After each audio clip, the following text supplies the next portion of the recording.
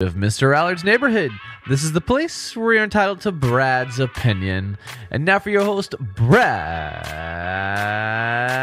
Allard. Well, I hope y'all are keeping warm today.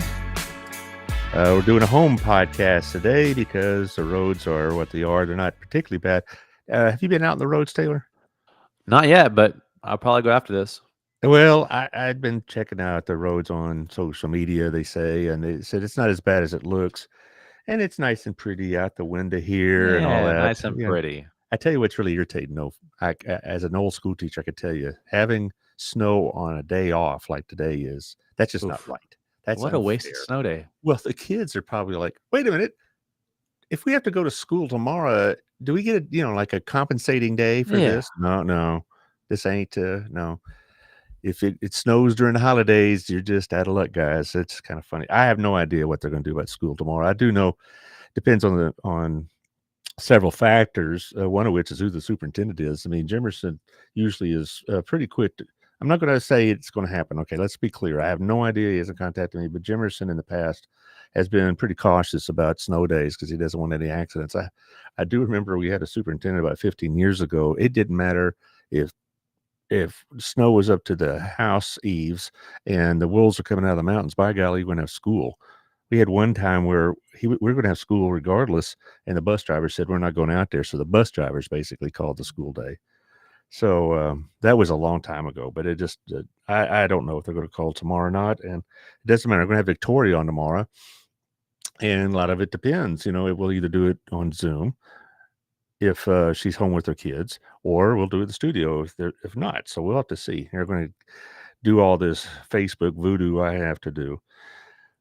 So, Taylor, what do you do during snow days? Work as always. Drink more coffee, maybe. Drink more coffee. Well, speaking of coffee, speaking of coffee, look, I'm going to complain just a bit.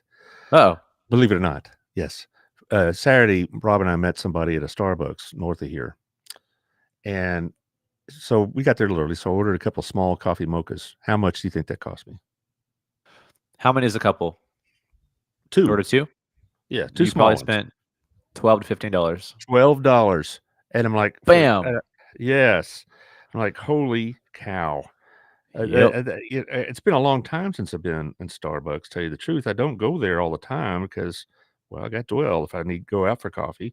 And there's a lot of coffee places here in Burleson, right? Have you tried some of these others? I know you're a Dwell guy and all that. Oh yeah, have you tried pretty much all of them? Yeah, I've tried Java John's. I really like his, and I haven't tried. Go wrong with Java John. You got that right. I haven't been to that one that's right outside of HEB, nor have I been to this roasted beanery over on Hidden Creek, but I hear real good things about it. I heard good things about both, but I mean, particularly, Robin works nearby there, and they bring in coffee sometimes, and it's always been really good. Anyway, today we're just going to talk about what in the heck is a Houthi. It sounds like something from Dr. Seuss to me, or Doctor Who maybe. A Houthi. What is that? And we're going to talk about what's going on over there. We're going to talk a little bit about where in the world is Lloyd Austin, and if you don't think that's a big deal, it's a big deal. For those who are kind of vaguely familiar with who Lloyd Austin is, he's our Secretary of Defense, and he took an unexpected leave of absence and didn't tell anybody where he was. And is that really a big deal or not?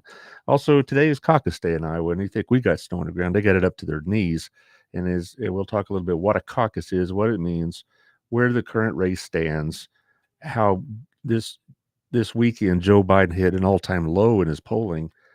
So we'll talk about all of those things. But first, let's talk about the sponsors, because they're still up and at them.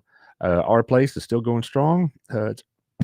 Excuse me. It's a good place for you to get a nice comfort meal, chicken fried steak, a little coffee, some, mashed potatoes, whatever. This is a good day for that kind of food. I like that kind of food. And Otto serves it the best as anybody.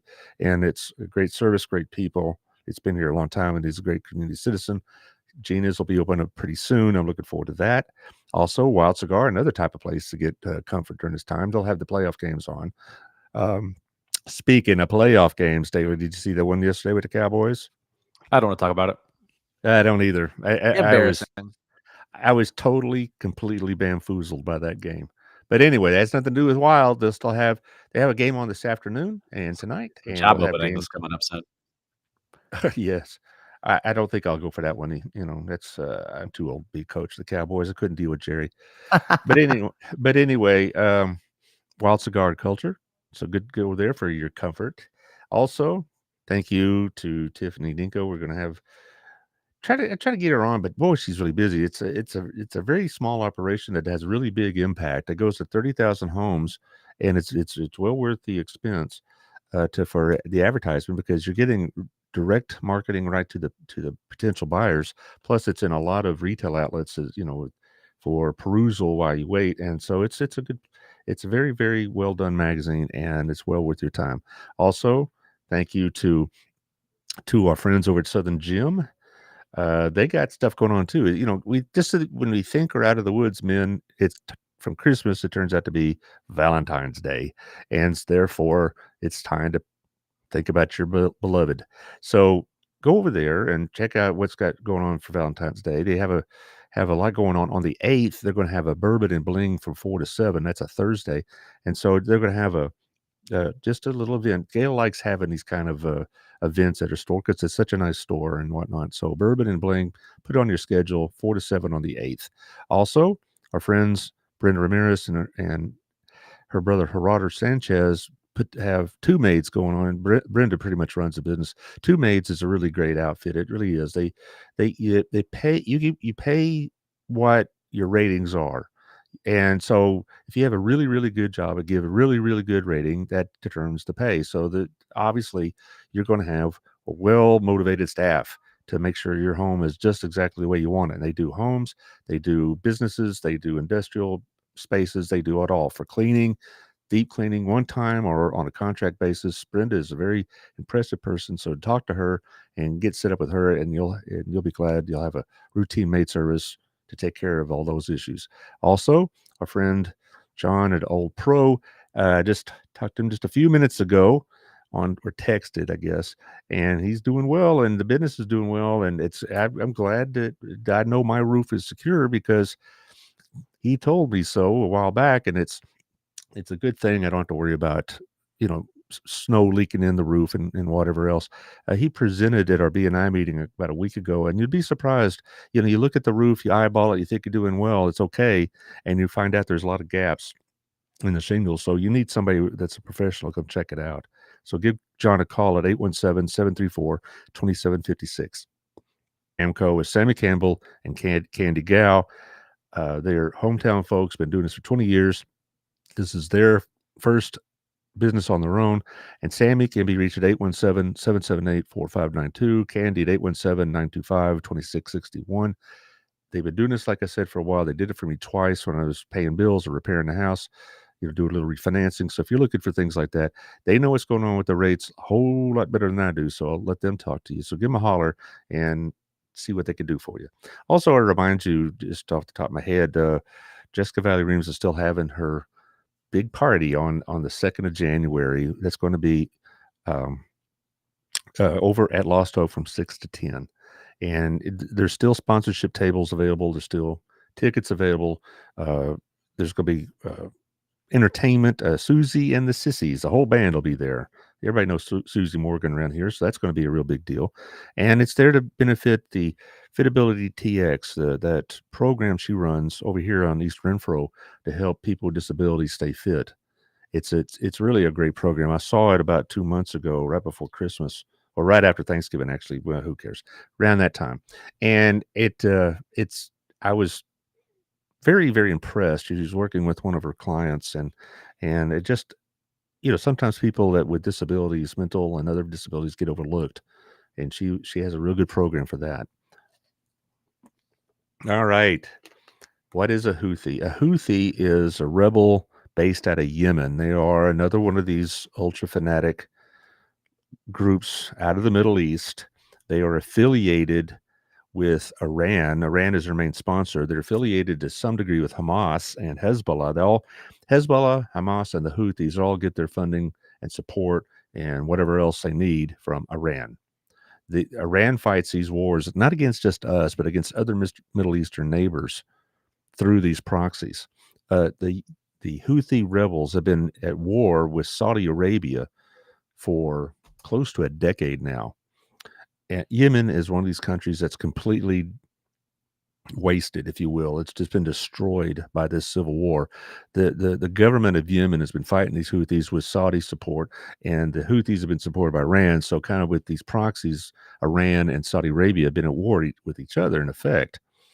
Well, after Hamas did its deeds on October 7th, the Houthi rebels began bombing shipping in the Red Sea. There's a narrowing at the end of the Red Sea called the Strait of Hormuz. It narrows the Red Sea, but almost 12% of the world's shipping passes through that strait, including a great deal of the petroleum traffic that comes out of the Middle East.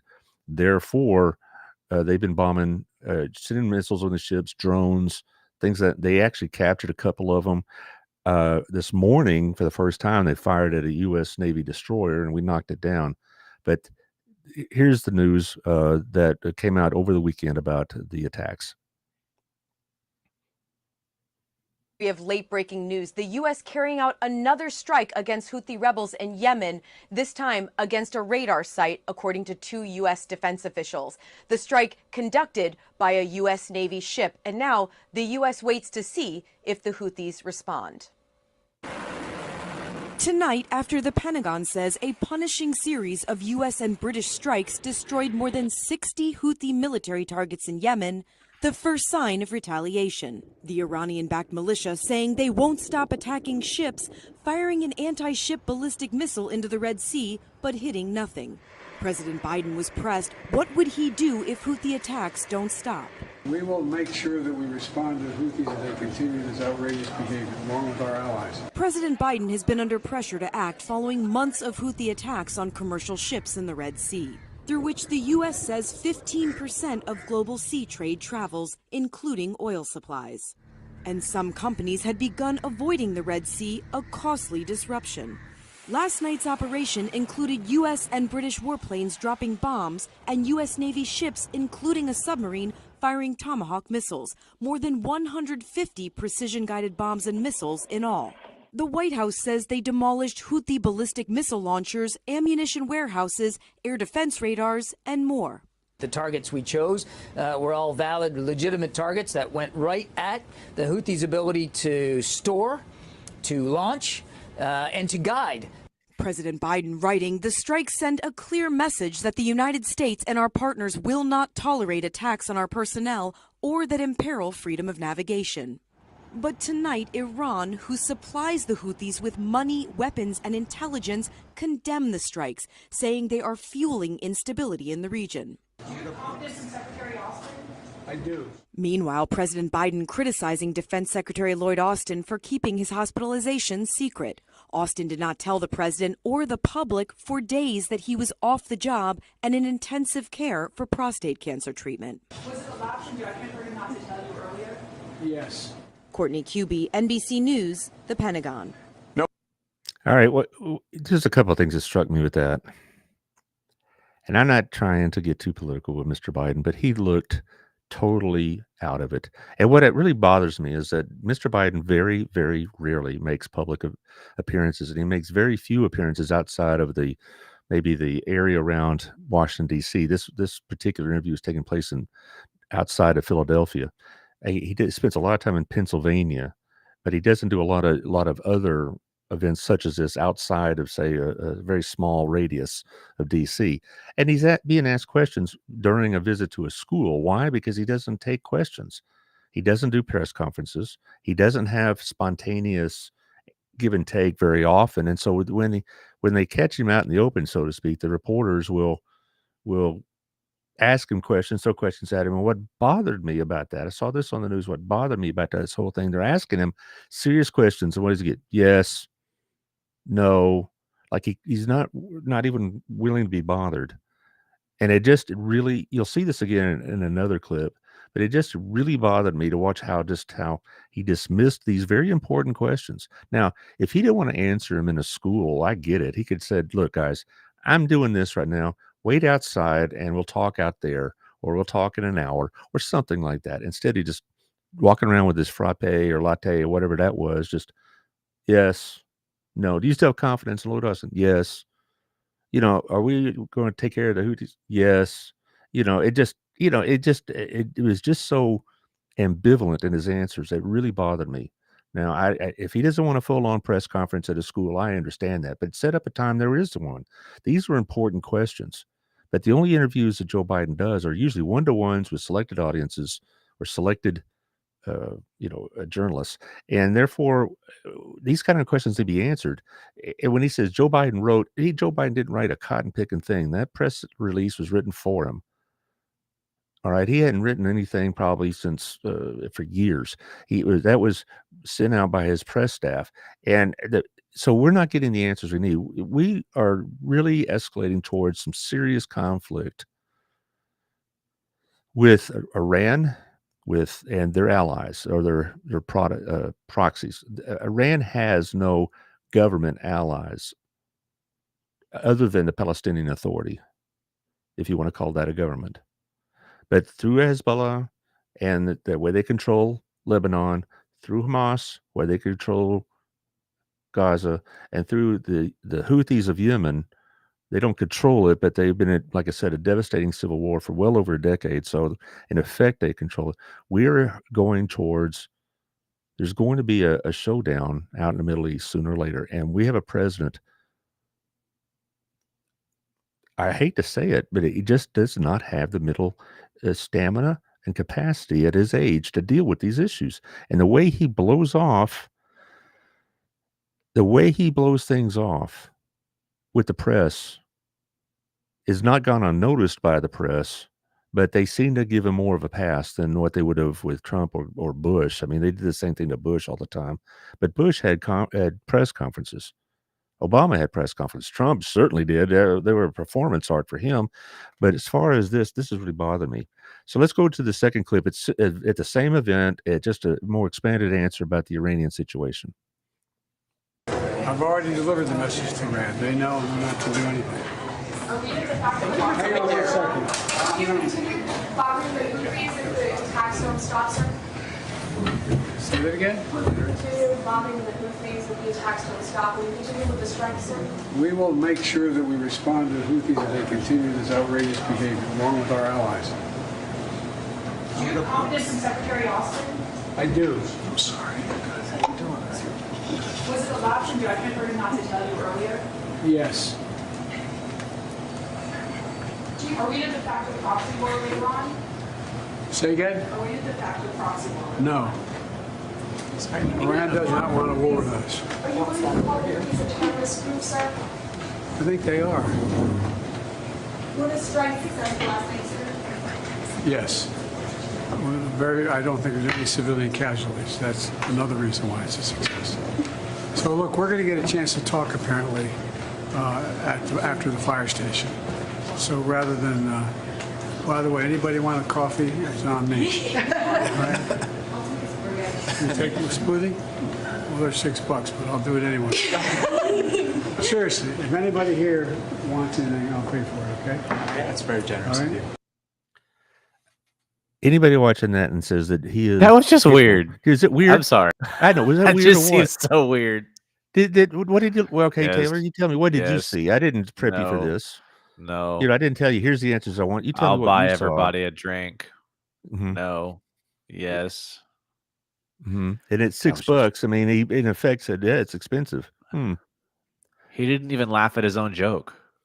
Well, no one else is laughing. Well, you can't watch that and find it funny. They don't. It's not funny. I mean, he couldn't hear. No, okay.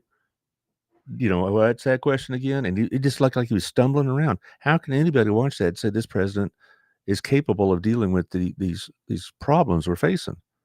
They're already talking about running a campaign without him on the road, basically from the White House, similar to what they did in 2020 from his basement in Delaware.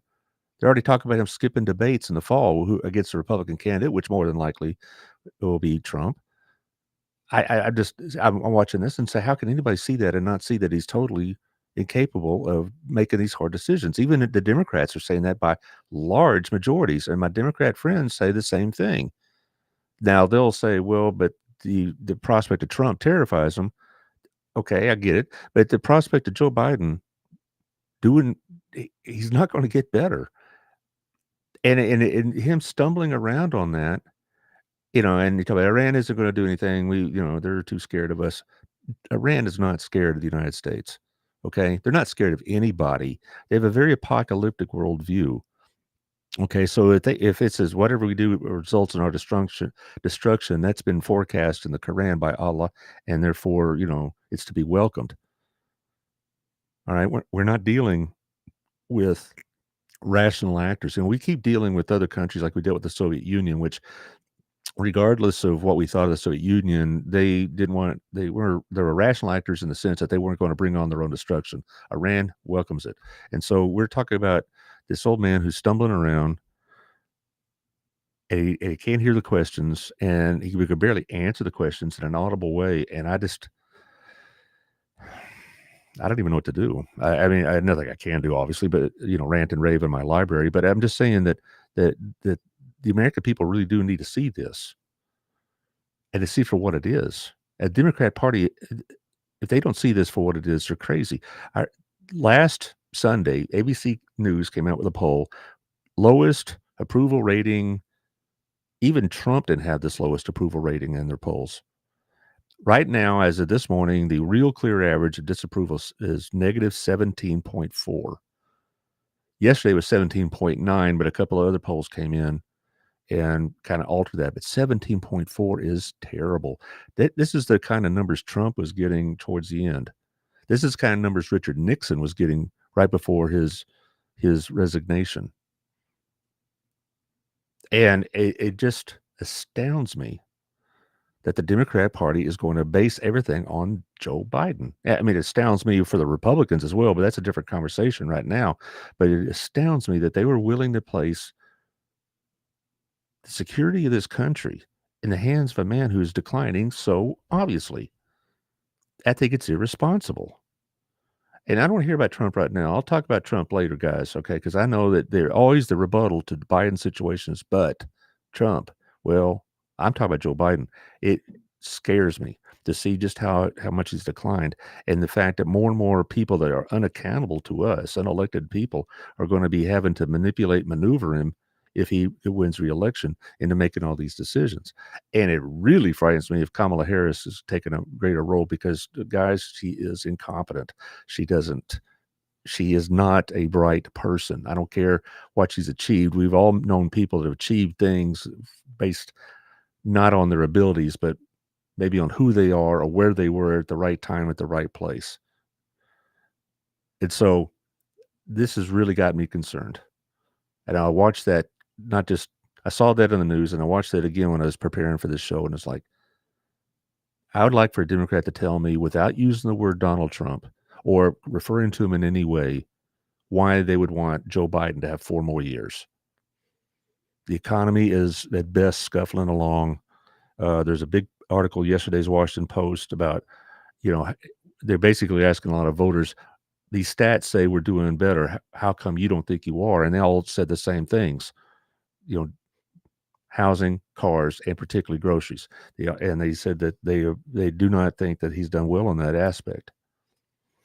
Now, I'll talk about Mr. Trump when we talk about the caucuses in a few minutes. So, for equal time.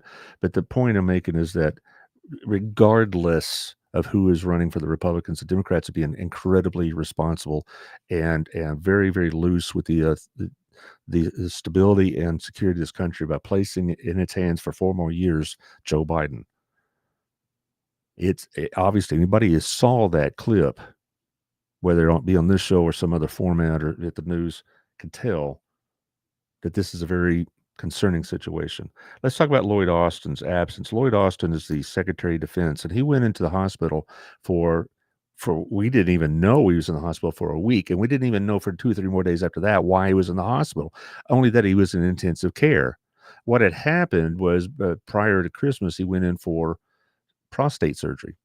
He has prostate cancer, and there were complications with it, and he was returned to the hospital. They put him in ICU for 5 days, and we didn't even know that.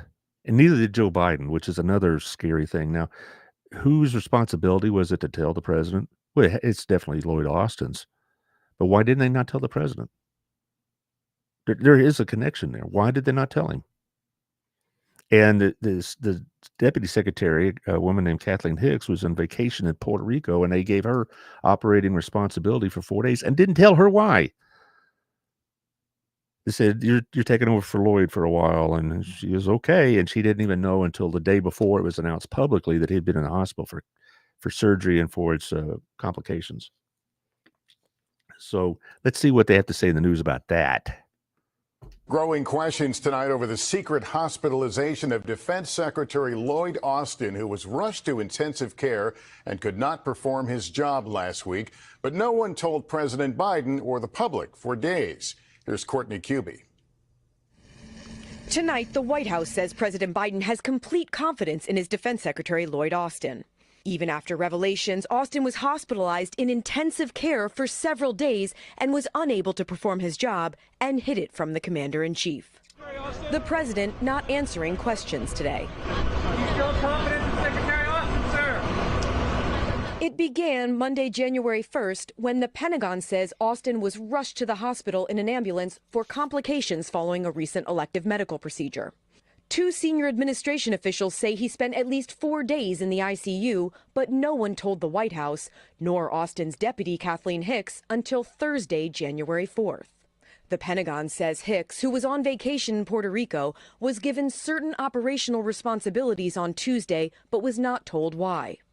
The Pentagon waited until Friday to tell the public about Austin's absence. Tonight, the Pentagon refusing to describe his medical issue, citing privacy. The defense secretary is a critical member of the president's National Security Council, which can be called upon at a moment's notice during an urgent military crisis like an imminent attack. And Austin's mystery absence happening during a time of rising Mideast tensions, with U.S. bases in Iraq and Syria attacked at least 14 times during his hospitalization, and Houthi rebels continuing to target ships in the Red Sea. Republicans say Austin broke the law and needs to go. Republican frontrunner Donald Trump writing, failed Secretary of Defense Lloyd Austin should be fired immediately for improper professional conduct and dereliction of duty. It raises questions about Joe Biden's competence and whether he's really in charge at the White House. This is a shocking breakdown in the chain of command. Tonight, Austin is still in the hospital. This weekend, writing, I recognize I could have done a better job ensuring the public was appropriately informed. I take full responsibility for my decisions about disclosure. Tonight, the Pentagon says it will review whether Austin broke any laws by being off the job for days without telling the president. And late today, a top Democratic senator saying this controversy is not over by a long shot. Lester? And Courtney, you made the point. This is all coming with regional tensions only growing in the Mideast. Yeah, that's right, Lester. The Iranian-backed Houthi militia continues to threaten ships in the Red Sea. But tonight, U.S. officials tell us the Pentagon has prepared options to strike back if ordered. Thanks for. Well, okay. Now, if for y'all that think, well, it's really not that big a deal, that it's a big deal. Why is it a big deal? Because, like they mentioned in the clip, he is a key part of our security team, and we are right now, obviously, in very, very insecure times. All right, we got, besides the business we already talked about with the Houthi rebels, we got going on in Israel, we got Ukraine, we got problems at the southern border, which are all part of the same package of lack of security. The Republicans in the House are talking about impeaching Lloyd Austin. I don't know if it's an impeachable offense. I think a reprimand is in order. I think that if there is an impeachment, I think it'd be very difficult to pull off, because basically right now, because of absences in the Republican part of the House, plus they gave one of their own members the boot and all this other stuff, there's only a 2-member majority in the House. So nothing's going to get done this year, 2 members. So it's not going to happen. And so there's not going to be an impeachment. But I do think that some sort of reprimand from Congress is appropriate. But the problem with this is, again, it gives the impression that the Biden control is out of control. And that's what Tom Cotton, the senator from Arkansas, was saying, is that they just don't have them all flying in the same formation. And this is critical at this critical time. Like I mentioned, Ukraine, Israel, Yemen. It's a very critical time. And I kind of want to spool back to something about Iran again. Joe Biden spent 3 years trying to negotiate with the Iranians about the nuclear program, to try to revive the agreement we had with them under Obama, which I thought was an egregious arrangement, and I still do. And then this is just, and it's even gotten worse because now what's happening since Biden's taken over, the Iranians they demanded more and more and more from the Americans in terms of negotiations, and we just handed over to them, and they still are. Now they're attacking American personnel in Iraq. They're attacking American personnel in Syria. Like I said this morning, they took a shot at one of our ships in the Red Sea. We still have hostages in Gaza, some of which are Americans. I think about 8 to 10 are still Americans, still American hostages. I mean, it's so, this appeasement of Iran is resulting in all this. All this conversation we've had Iran is resulting in nothing, not a thing. There's been no pullback on the Iranians on their terrorist activities. It's time that our government takes Iran seriously for what it is. Is it an existential threat to the United States? No, but they could cause us a great deal of pain. We can obliterate Iran. This is not what I would be advising at all, but they could cause us a lot of pain. And when Joe Biden mumbles about how they don't want a war with us, well, that's partly true. They don't have to have a war with us because they're causing us enough trouble as it is. And they know that we outclass them in about every military capacity, but that doesn't mean they won't leave lasting, permanent scars on the United States by some other terrorist attack, much like 9/11 did. And also go back to my point: is this the man we want? Deal with it. Lastly, today in Iowa is the caucuses. Now, caucuses are pretty complex for most average people outside of the average American outside of Iowa. They really don't know much about it, and I don't blame them. It's an antiquated system. Most people, when they think of nomination processes, they think of like primaries, like we do in most other states, including Texas, obviously. But a caucus is not a primary. It's a meeting of party members at the precinct level to determine candidates. And I have a educational news clip, if you will, from CBS News that kind of explains it. So if you would. All right, tomorrow the race for the White House officially begins. And as you've heard, Iowa's caucuses lead it off, as they've done since the 1970s. But just how does the state's unique system of choosing a presidential candidate work? CBS's Ed O'Keefe explains the process. It's time for Iowa to make up its mind. I hope people pay attention and go out and caucus. It's extremely important. If you don't know there's a caucus coming up in Iowa, you're living under a rock. Unlike a primary, when polls are open for several hours, or states that allow absentee ballots, the Iowa Republican caucus requires mandatory in-person attendance, 7 p.m. Monday night. There are about 1,600 individual caucuses held statewide. Only registered Republicans can participate. The only candidate who can beat Joe Biden. First up, someone speaks on behalf of each candidate. Then votes are cast on secret paper ballots. 1, 2, 3. And counted in front of the crowd before final results are reported to the state party. Nikki Haley had 3. Anyone caucus last time? In Mason City, they're trying to avoid issues on caucus night by rehearsing. Julie Billings walked 40 fellow Republicans through a mock caucus last week. Guys, order. One goal is to ensure the number of votes cast matches the number of people in the room. Do you trust this process? Yes. There's checks and balances in place. Paper ballots are hands down the best way to go. Watch what happens. You be the eyes of the person counting. There's accountability there. Just 186,000 people participated in the last competitive GOP caucus in 2016, a third of the state's registered Republicans. Put another way, it's just 0.0005% of all Americans. Iowa Republicans have a bad track record of picking their party's eventual nominee. Not since 2000, when George W. Bush harvested a victory here, did Iowa Republicans get it right. Do you all appreciate that in these small rooms, in this relatively small state, you begin a process to pick what we long considered to be the leader of the free world? Yes. But nobody gave me a good answer as to why Iowa should go first. It's just somebody's got to be first. Why not us? Are you going to get 23 million people in Florida to see all the candidates? There's 3 million people. We've never tried it. That's my point. They can get in their car. They might. These candidates run around and they can get in their car and they can see a candidate. They will talk to them face to face. They have that opportunity. I don't think you can do that in a state like Texas. It's too big, too many people.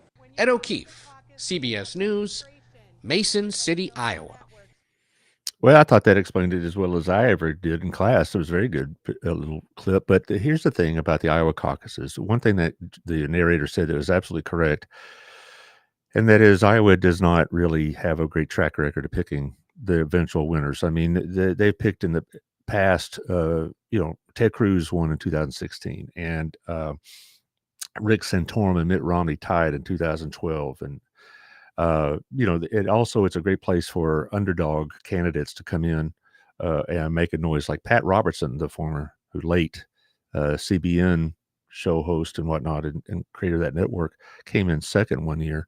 And so a lot of times what'll happen is that you'll have somebody in Iowa do better than expected. And then New Hampshire, which happens on the 23rd of this month, next week from tomorrow, kind of brings them back down to earth. And then you have about a month, and it'll be Nevada goes, and then immediately after that, South Carolina. And that's the one that everybody's going to be at, is South Carolina. That's the one that, well, actually I got it backwards. I'm sorry. South Carolina and then Nevada. But South Carolina is really going to be usually has been a defining moment in most of these primaries, because the way that the math and the delegates adds up, you get a candidate like Donald Trump probably is going to get a very large lead after South Carolina, and it's going to be very, very difficult to catch up. And then you have Super Tuesday, the first Tuesday in March, and that's going to be, I believe, the 4th, but it's also going to be 12 states going at once, California and Texas and Florida among them. So some of the largest states are going all on one day, and usually that day is when, for all intents and purposes, the primaries are over. And the Republican side have never seen a candidate go past Super Tuesday or a Republican primary actually being competitive after Super Tuesday. The only time I've seen the Democrat one be competitive was the Obama-Clinton one in 2008, and that went to the end. But for most of that post-Super Tuesday, Obama was in the lead, and every time they had a primary, Obama maintained enough distance to obviously win the nomination. But the point is that Iowa goes first and always has. They do it this way. Is it a good method? There's good and bad with the caucus method. The good is you have people like you just saw on the screen, committed people to their parties that are not there to try to screw things up or whatever else. They take it pretty seriously. The bad thing is, like you also mentioned, you don't do it in person. You don't do it at all. You can't do it absentee. You can't vote, early voting or by mail or anything else. If you're not at the precinct, which is usually for most, it's like 1,600 precincts in Iowa. So what they are mostly are schools or churches or libraries or fire stations or whatever else that are used temporarily for that purpose. If you're not there at the door, in the door by 7 o'clock, you don't participate. And if you don't register in that state as a Democrat or Republican, you can't participate in the primaries. Now, the Democrats basically were told by the Democrats, and Iowa Democrats were told, we're not even going to bother. So they're having like I don't even know what they're doing really today, kind of like a mock caucus, whatever. But they were basically told, don't bother. It's Joe Biden. And he's not even running in New Hampshire. And Florida Democrats have already called off their primaries because they say it's Joe Biden, which goes back to what I've been saying earlier. They're just committing, this kind of mutual harikari or whatever, jump off the bridge, whatever.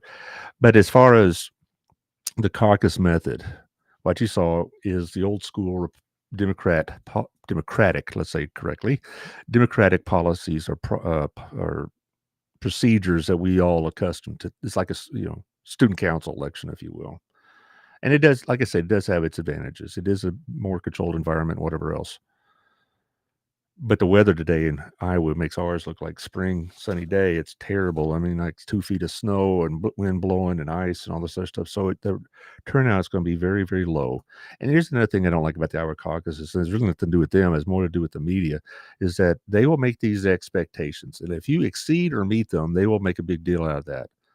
For example, Ron DeSantis comes in third today, which the last polls show that very likely will be the case.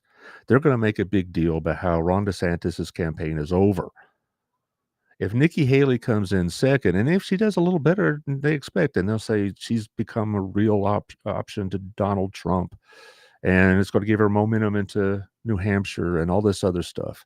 The media plays kingmaker in these things, and they set these expectations. And if their personal expectations are not met or they're exceeded, that's the story, not really how well did Trump, Haley, DeSantis, etc. do. That's one reason why a lot of people don't really like political reporting, because I think, and I have to agree, I think it's pretty lazy reporting. They don't talk about policies. They talk about polls, and they talk about, who's up, who's down, who's got the money, who's getting the TV ads, who's got the endorsements. But they don't talk about what does Nikki Haley have to say about, the Middle East? What does Donald Trump have to say about the environment, any of that stuff? And so I do believe that today we'll get some news. My prediction, if you will, by the time you hear this, it'll be over in many cases. If you see this on YouTube tomorrow or on Apple, Spotify tomorrow, it'll already been happened. So I'll just throw out my own expectations is that Trump will be well in hand. They're already saying if he doesn't break 50%, though, that's a message. Okay, whatever. But I think he'll break 50%. And I think Haley will come in second. Just barely ahead of DeSantis. And I think we'll go into New Hampshire and we'll do this all over again. And then we'll see what I think, honestly, it does to me boil down to South Carolina in about 6 weeks. And then we'll see what happens after that. But I fully expect Biden and Trump to be the nominees, by the presumed nominees, as they'll say, by the end of March. And we'll go on from there. Okay, what's on for the rest of the week? Well, tomorrow, either on this format or at the studio, depending on the roads and depending on the schools, I'll have Victoria Johnson on. We're going to talk about several things. I'm going to ask her about this 10-year plan for the library that apparently has got some people concerned, and we'll talk about that. And we're going to talk about the upcoming other upcoming concerns for the citizenry that we see. They at the last meeting, they at least set aside zoning possibilities for liquor stores in Burleson. Not that we have them coming. We still have to get it on the ballot if we're going to have it at all. And whether we do or not, I see the people that are collecting signatures, and they say they're still a little short. So we'll see if it comes on the ballot or not. And if it does, then we'll have a whole nother conversation. If it doesn't, at least we know where they're going for future events, because this issue is not going to go away. It'll come back again. All right, so we'll be talking to her about that. And on Thursday, we'll be talking to Colin Gregory and Stephanie Beard, and we're going to talk about the Victim Assistance Program. And they were on the show early in December to launch it. I was very honored that they chose that format to bring it about. And we're going to talk about how it's been done, the updates on it, things of that nature. How people responded to it, what you can do to help with this, and any other associated related things to that. Well, Taylor, keep warm. I will be in communication. You as well? Oh, I'm fine. And that's why I'm wearing a sweater today. Even I am not going to be a slave to fashion to it. I don't have a flowery sweater, and maybe I need to get one. I don't know. Who knows? But anyway, y'all take care. Be warm. If you're in for the house today, tell your neighbors to watch Mr. Allard's Neighborhood. This will keep you entertained. And we'll see you tomorrow.